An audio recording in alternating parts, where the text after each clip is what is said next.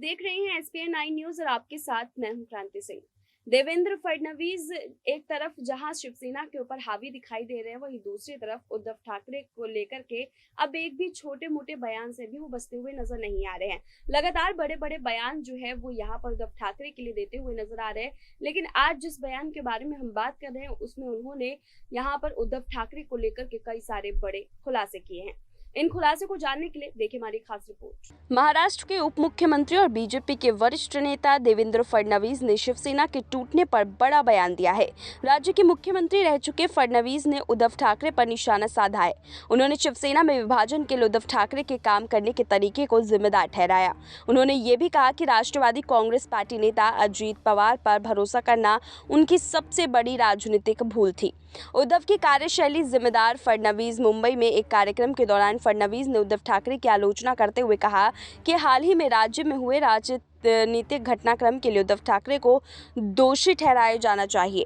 फडणवीस ने कहा कि केवल उद्धव ठाकरे महाराष्ट्र में हुए राजनीतिक संकट के लिए जिम्मेदार है। उनकी कार्यशैली शिवसेना के विभाजन के लिए जिम्मेदार है। लगभग 30 से 40 विधायकों ने एमवी गठबंधन छोड़ दिया और उन्हें इसके बारे में कोई जानकारी नहीं थी। फडणवीस ने कहा कि उद्धव जी अपने भाषणों में कहा करते थे कि आप मेरी सरकार गिराने की कोशिश कर रही हैं।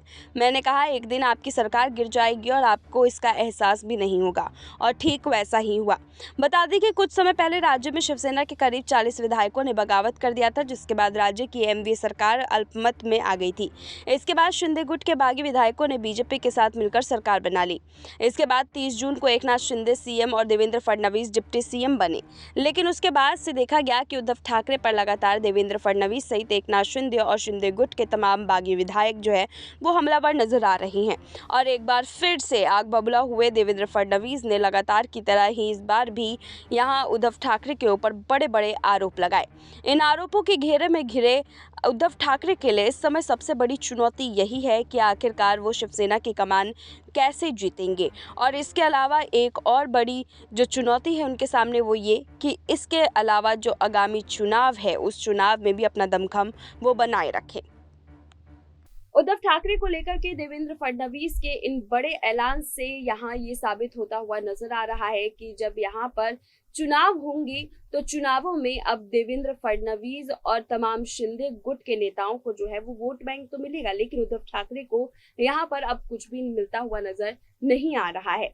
आप लोग को क्या लगता है, क्या महाराष्ट्र में उद्धव ठाकरे की वोट बैंक की संख्या जो है वो बिल्कुल खत्म हो गई है और यहाँ पर शिंदे गुट की जो संख्या है वो बढ़ गई है? आप हमें कमेंट सेक्शन में जरूर बताएं। फिलहाल ऐसी तमाम अपडेट्स के लिए देखते रहिए एसपीएन 9 न्यूज।